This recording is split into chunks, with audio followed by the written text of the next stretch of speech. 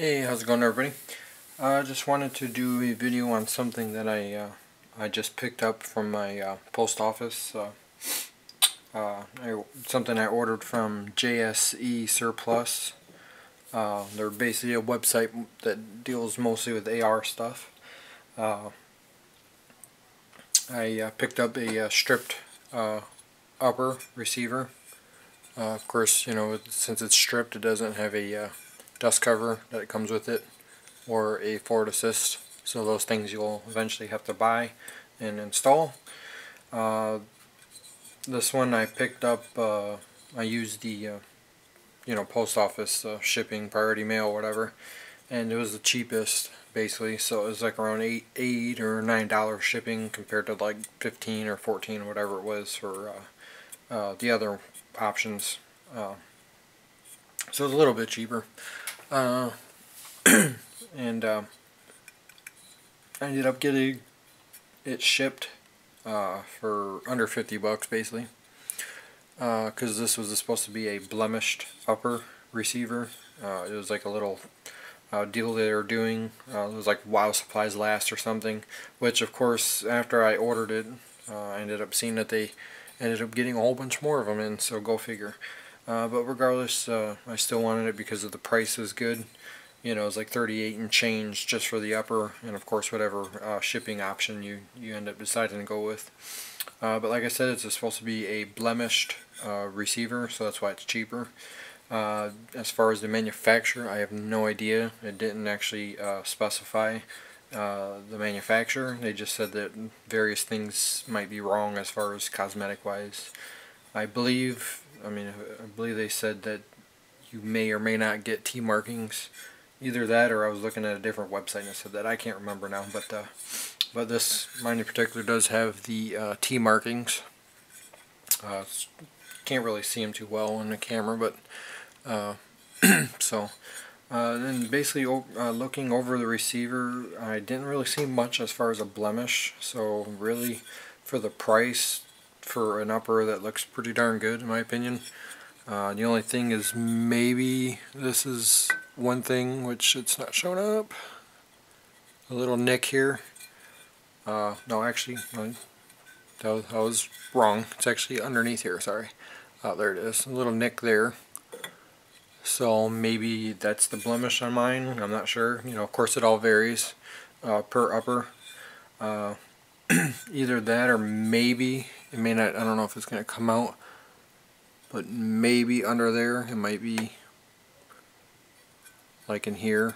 I mean, like I said, it's kind of not coming out that good in the video, but it kind of looks like it's a little bit different shade.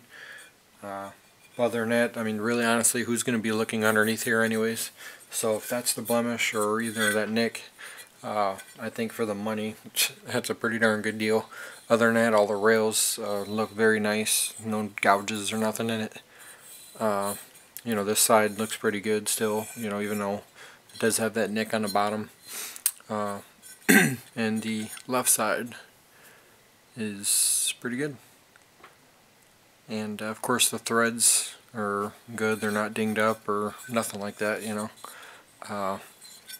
And underneath is very good too. You know, so everything's looks good. I mean, it really, I mean, for the money, for basically under 50 bucks shipped, for a stripped upper receiver, you can't really beat that. You know, normally, depending on brands, they usually go, you know, 80 and up. You know, it just all really depends. For getting one for, you know, that price, you can't beat it. So, actually, this one is going to be for my AR pistol that I have. That one currently has a 7.5 inch 5.56 barrel that I built. This one, I'm going to do, excuse me, a 10.5 inch barrel. And that one I'm actually going to do a different caliber. I'm actually going to do a 300 Blackout. So I was really getting very interested after watching a lot of videos of the cartridge, and it was basically making me want to get a 300 Blackout, and I wanted to get a 10.5 inch barrel, just something different, you know, a little bit longer. So running out of battery juice here. so I'm going to try to make it quick. But anyways, you know, I'll get in down the road as far as what I'm going to do as far as parts wise. You know, I'm really not going to go too crazy with this build. You know, I'm basically just going to make it simple, but you know, I might do some sort of free float quad rail or something. I may, you know, use certain parts that I have laying around just temporarily to at least get the build going to where I can actually test fire it and shoot it, and then down the road as more funds come, of course, because you know Christmas is coming around the corner, so gotta save money for gifts for the nephews and everyone. But anyways, sorry for the background noise. I'm in the basement here, so. But anyways, so as time goes on, you know, I may you know, upgrade to different parts. You know, but the next thing I will buy for this build, which it may be a little while, will be the barrel. Like I said, I'm going to try to go for a 10.5-inch barrel, and go from there. As far as muzzle brakes and all that, that's going to be, who knows what I'm going to use. I'm not even worried about muzzle brakes right now. So, but yeah, so definitely would be the barrel, and then I may do the receiver cover or the dust cover and the forward assist after that. But again, who knows, you know.